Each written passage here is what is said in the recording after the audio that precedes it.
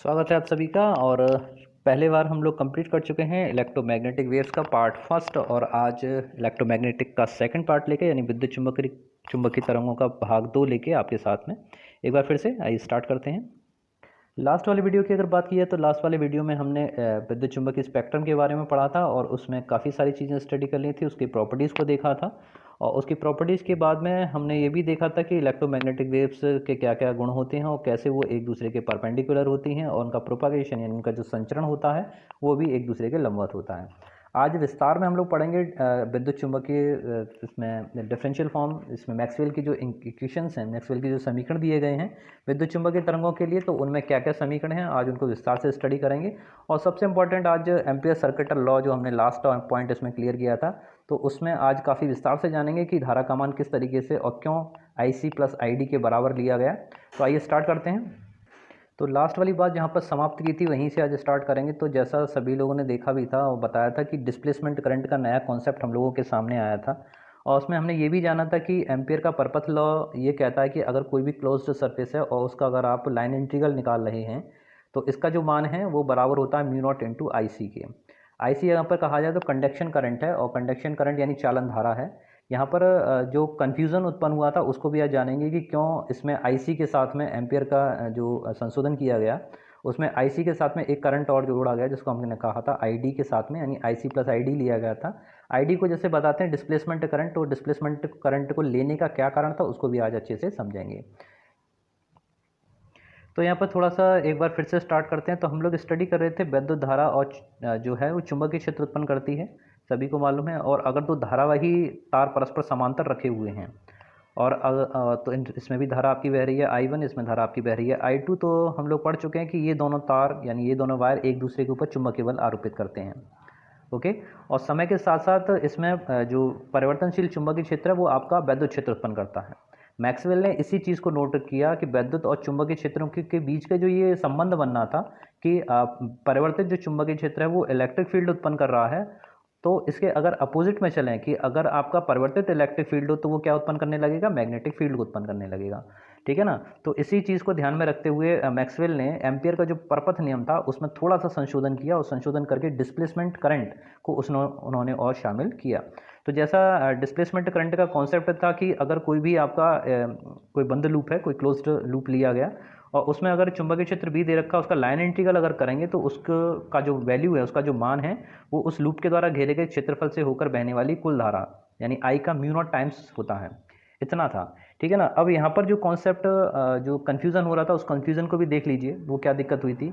अगर यहाँ पर अगर एक कैपेसिटर माना जाए, एक संधारित्र लिया गया और संधारित्र की प्लेटें जैसे आप सभी जानते हो उसमें विद्युत धारा I प्रभावित किया है, तो यहाँ पर जो है चार्ज आपका Q आ जाता है, प्लस का Q इस पर आता है और माइनस का Q इस पर आता है। तो यहाँ पर अगर इसके सरफेस लिया जाए, किसी R त्रिज्या का यहाँ पर सरफेस मान लीजिए, एक R सरफेस मान लीजिए, और यहाँ पर मान लीजिए पॉइंट P, और P पर आपको अगर मैग्नेटिक फील्ड का मान निकालना है तो यहाँ पर ये वाला जो फॉर्मूला है आपका line integral B vector dot DL vector this equals to mu naught into I का मान, तो यहाँ पर उसका जो मान निकल के आएगा, ये मान आप जब निकालोगे तो यहाँ पर जो R त्रिज्या का यहाँ पर एक वृत्त बनना है, उसका जो परिधि है वो परिधि शामिल कर ली जाएगी।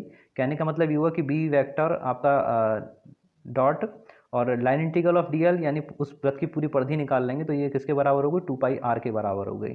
2πr बराबर किसके हो जाएगा, म्यू नॉट इंटू I के बराबर होगा, जो कंडक्शन करंट यहाँ पर फ्लो कर रही है। ये बात कहाँ की हो रही है, ये कैपेसिटर से बाहर की बात कर रहे हैं, जैसे नंबर 1 पॉइंट कर लें तो यहाँ पर हम लोग बात कर रहे हैं। ठीक है। तो यहाँ पर जो फॉर्मूला आपका ये आएगा ये सेटिस्फाई हो रहा है, लेकिन वहीं पर अगर इसके बीच में कोई सरफेस ले लिया जाए तो यहाँ पर तो कोई करंट है नहीं, तो यहाँ पर अगर आप कोई क्षेत्रफल A2 ले लेते हो, कोई भी एरिया ले लीजिए, या इसी एरिया की R त्रिज्या का एक दूसरा क्षेत्रफल यहाँ कंसीडर कर लें, और यहाँ पर अगर विस्थापन धारा का ये एम्पियर का परपथ नियम अगर आप लगाते हैं तो यहाँ पर तो कोई करंट फ्लो नहीं हो रही, तो इसका मतलब ये हुआ कि यहाँ पर आप क्या करेंगे, B vector B dot 2πr this is equals to 0 के बराबर होगा। ठीक है ना। अब यहाँ पर दो चीज़ आप देख रहे हो, एक इक्वेशन कह रही है B dot 2πr this equals to mu naught into I, और एक इक्वेशन कह रही है B equals to mu naught B into 2πr equals to 0। तो या तो ये 0 वाला कॉन्सेप्ट सही है या फिर म्यू नॉट इंटू I वाला सही है। तो इस कन्फ्यूज़न को दूर करने के लिए ये माना गया कि इन दोनों सतहों के लिए, चाहे आप जब बाहर की बात करें या कंडेंसर के अंदर यानी संधारित्र के भीतर की बात करें, तो वहाँ पर दो अलग अलग चीज़ें रहेंगी। जब आप बात कर रहे होते हैं जो कैपेसिटर है, जो संधारित्र, उसको चार्ज करते समय, चार्ज करने के लिए, तो उस समय उसके अंदर जो इलेक्ट्रिक फील्ड होता है वो किसके बराबर होता है, E equals to sigma upon epsilon naught के बराबर होता है। ठीक है, सिग्मा को आप कहते हैं पृष्ठ क्षेत्रफल या सरफेस चार्ज डेंसिटी, और इसको आप लिख सकते हैं Q upon epsilon not a के बराबर। तो यहाँ पे आपने लिखा Q upon epsilon not a. Okay, अब यहाँ पर अगर इलेक्ट्रिक फ्लक्स की बात की जाए, वैद्युत फ्लक्स की अगर बात करते हैं, तो फाई का जो मान निकलता है वो किसके बराबर होता है, ई वेक्टर डॉट डी ए के बराबर होता है। अगर उसी दिशा में उसकी विद्युत क्षेत्र की दिशा और परिधि की दिशा दोनों एक दूसरे के अनुदिश हैं तो वहाँ पर थीटा 0 हो जाएगा। तो उस कंडीशन में ई इंटू ए को कर लीजिएगा और ई का पूरा मान आप लगा देंगे, तो यहाँ पर ए से एक इसका कैंसिल होगा, यानी Q upon epsilon not a, और ये ऊपर वाला जो ए है ये आपका इससे कैंसिल हो जाएगा, केवल आपके पास में बचेगा क्यू अपॉन एप्सिलॉन नॉट। ठीक है, तो यहाँ से जो क्यू का मान आएगा वो किसके बराबर हो जाएगा, एप्सिलॉन नॉट इंटू फाई के बराबर होगा। अब जरा देखें आई का जो मान है वो किसके बराबर होता है, D q upon D T के बराबर होता है। ये सभी मैक्सवेल ने जो संशोधन किए उसको हम एक्सप्लेन कर रहे हैं। तो यहाँ पर क्यू की जगह जब आप एप्सिलॉन नॉट इंटू फाई लगाएंगे तो यहाँ पर इक्वेशन क्या आ जाएगी, आपके एप्सिलॉन नॉट उसका बाहर निकल आएगा और अंदर रह जाएगा D phi E upon D T. तो यहाँ पर जो ये आई का जो वैल्यू प्राप्त हुई है epsilon naught D phi upon D T, यही जो धारा है जिसको हम कहते हैं डिस्प्लेसमेंट करंट, यही डिस्प्लेसमेंट करंट को उन्होंने उसमें ऐड किया। ठीक है, और एक समीकरण जो उससे बनाया वह समीकरण आपके सामने है कि इसका जो व्यापक रूप है, व्यापक रूप में एम्पेयर का जो परपथ नियम है B vector dot D L this equals to mu naught I C plus I D. ठीक है, तो यहाँ पर आई डी का जो वैल्यू अभी हम लोगों ने कैलकुलेट किया epsilon naught D phi E upon D T. तो ये पूरा समीकरण अब आपका मिला के क्या कहलाता है, एम्पियर मैक्सवेल का नियम कहलाता है। आइए स्टार्टिंग से इसको देख लेते हैं। तो जैसा मैं एक्सप्लेन कर रहा था आपको कि अगर एक कैपेसिटर लिया जाए, इसकी एक प्लेट आपने पॉजिटिव की, एक प्लेट को नेगेटिव किया, करंट आपकी आई फ्लो हो रही थी, आर त्रिज्या का एक सर्कल मान लिया गया, एक वृत्त लूप इसके लिए मान लिया, वृत्ताकार लूप को कंसीडर कर लिया, जो क्या है इस तल के लंबवत है। ठीक है, तल के तार के लंबवत है और धारा के भी लंबवत है। देखिए धारा आ रही है आपकी यूं स्ट्रेट आ रही है। ठीक है, जबकि इसका जो वृत्त की परिधि बनाई गई, इसका जो तल बनाया गया वो इसके कैसे है, इसके बिल्कुल 90 डिग्री लंबवत आ रहा है। ठीक है, अब यहाँ पर अगर एम्पियर का परपथ लॉ आप लगाते हो तो पहली वाली कंडीशन जो मैंने कहा कि ये समीकरण आपका सही होगा, B vector integral sine of D L equals to mu naught I into T, और यहाँ पर जैसे इंटीग्रल और डी एल का मान किसके बराबर होगा, इस पूरे वृत्त की परिधि हो जाएगी जो 2 पाई आर के बराबर होगी। तो यहाँ से तो एक समीकरण आपका ये फुलफिल हुआ। ठीक है, अगर इसके अंदर की बात की जाए तो अंदर की बात करते समय अंदर तो कोई धारा आपकी फ्लो नहीं कर रही, अंदर से क्या मतलब है उसको भी देख लीजिए। मैंने भी बता चुका हूँ कि अगर यहाँ के भीतर, ठीक है ना, संधारित्र के भीतर अगर आप कोई सरफेस लेते हैं तो यहाँ पर तो कोई कंडक्शन नहीं है, तो उस कंडीशन में क्या होगा, बी पर चुंबकीय क्षेत्र आपका 0 हो जाएगा, कोई भी करंट उसमें से पास ऑन नहीं है। तो यहाँ पर इस कंडीशन से बचने के लिए इस दो तरह की बातें हो गई ना यहाँ पर, तो उस बात से बचने के लिए क्या कि वहाँ पर बात की गई जब आप संधारित्र की प्लेटों को चार्ज कर रहे हैं, जब आवेशित कर रहे हैं, तब उसके आवेशन के समय प्लेटों के बीच का जो वैद्युत क्षेत्रफल होगा वो ई से डिनोट होगा, E equals to sigma upon epsilon naught. Again उसी तरह से sigma Q equals to Q upon A place करिएगा। गॉस की प्रमेय के अनुसार प्लेटों के बीच की सतह जहाँ वैद्युत क्षेत्र लंबवत हो उससे गुजरने वाला वैद्युत फ्लक्स आई का मान प्लेस करिए। ठीक है ना, ए से ए आपका कैंसिल होगा, क्या बचेगा, क्यू अपॉन एप्सिलॉन नॉट रहेगा, और क्यू का मान यहाँ से Q epsilon naught into phi E, equation number 2 बनाओगे। और जब संधारित्र की प्लेट आवेश क्यू समय से परिवर्तित हो, ठीक है, क्यू समय के साथ वेरिएबल हो, परिवर्ती हो, तब उसके साथ जो संगत धारा एक प्रवाहित होगी उस धारा को आप आई से दिखाएंगे और यही आपकी डिस्प्लेसमेंट करंट है। तो I equals to d q upon D t, और क्यू का मान आप प्लेस करेंगे और यही आपकी मैक्सवेल की विस्थापन धारा कहलाएगी, मात्रक वही रहेगा एम्पियर।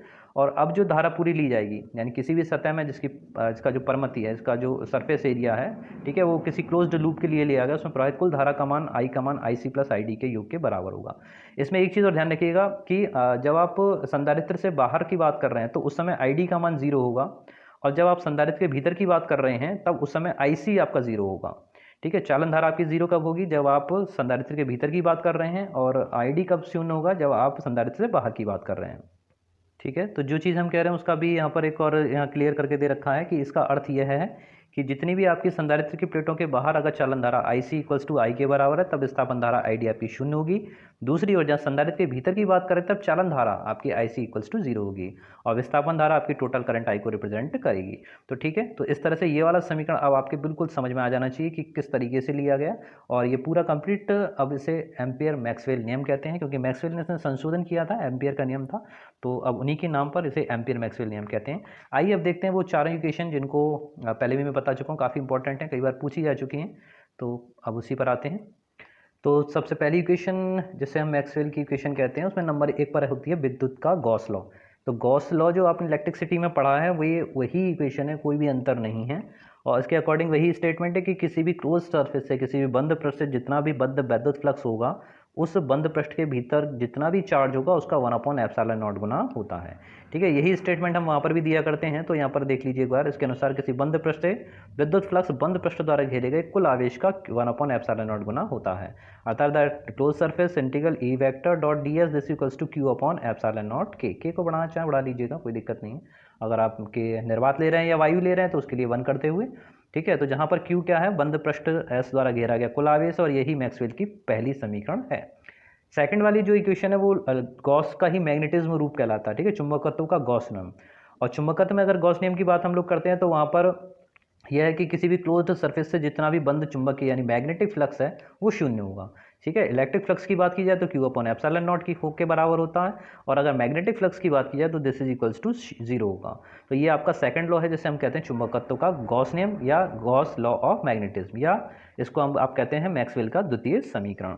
ठीक है, अब थर्ड पर आते हैं, तीसरा समीकरण जो आपको विद्युत चुंबकीय प्रेरण के बारे में बताता है। और इस नियम में वही है कि कोई भी आपका सर्किट है और उससे बद्ध चुंबकीय फ्लक्स की जो परिवर्तन की ऋणात्मक दर है वो विद्युत भागबल के बराबर होगी। तो E इक्वल्स टू माइनस का d∅/dt के इक्विवेलेंट है, E इक्वल्स टू माइनस का d∅, ठीक है, अपॉन dt। जितना भी विद्युत भागबल प्रेरित होगा उसका मान ऋणात्मक दर के, ठीक है, किसके, विद्युत फ्लक्स के ऋणात्मक दर के बराबर होगा। विद्युत चुंबकीय फ्लक्स के ऋणात्मक दर के बराबर होना है। अगर यहाँ पर अगर लाइन इंटीग्रल की बात करिए, ऐसे दिखा रहे हैं कि डेल्टा एल या डी एल बंद पृष्ठ पर सूक्ष्म लंबाई हो और ई प्रेरण से उत्पन्न विद्युत क्षेत्र ई हो, तो उसका रेखीय जो समाकलन है उस विद्युत भागबल के बराबर होगा। तो ये आपकी इक्वेशन नंबर 3 है, जो ये भी इंडिकेट करती है कि जो वेरिएबल मैग्नेटिक फील्ड है वो आपका इलेक्ट्रिक फील्ड उत्पन्न करता है, यानी परिवर्तित चुंबकीय क्षेत्र विद्युत क्षेत्र आपका उत्पन्न करेगा। और फोर्थ वाला तो अभी आप विस्तार से पढ़ ही चुके हैं, एम्पियर का मैक्सवेल परपथ नियम, कि इस नियम के अनुसार किसी भी आपका क्लोज्ड सरफेस हो बंद परपथ की परिसीमा के अनुदेश चुंबकीय क्षेत्र का जो रेखीय समाकलन है उसका मान किस किस के ऊपर डिपेंड करेगा, वो IC प्लस ID यानी दोनों धाराओं के योग का कितने गुना होगा, म्यू नॉट टाइम्स होगा। ठीक है, इसका म्यू नॉट गुना होगा। और यही आपका मैक्सवेल का एम्पेयर परपथ नियम है, और यही आपका मैक्सवेल की फोर्थ समीकरण या नंबर 4 की समीकरण कहलाती है। तो इस तरह से ये वाला चैप्टर आपका यहीं पर कंप्लीट होता है। जो भी आपके बोर्ड के स्टूडेंट हैं वो इन सभी इक्वेशंस को अच्छे से समझ लीजिए, और जो आपका कॉन्सेप्ट बताया है विस्थापन धारा वाला उसको अच्छे से लर्न कीजिए। सभी जगह सभी कंपटीशन में काफ़ी उपयोगी हैं। उम्मीद करता हूँ सभी को पसंद आएगा, और ज़्यादा से ज़्यादा बच्चों में से शेयर कीजिए। और इसके जस्ट तुरंत बाद हम लोग इसके कुछ ऑब्जेक्टिव क्वेश्चंस का वीडियो बनाएंगे, और उसके साथ में कुछ शॉर्ट क्वेश्चंस भी अगर इस पर बने तो मैं वो भी इसमें शामिल करूँगा। ठीक है, तो बने रहिए इसी तरह मेरे साथ में। मिलते हैं नेक्स्ट वीडियो में, तब तक के लिए जय हिंद, जय भारत, धन्यवाद।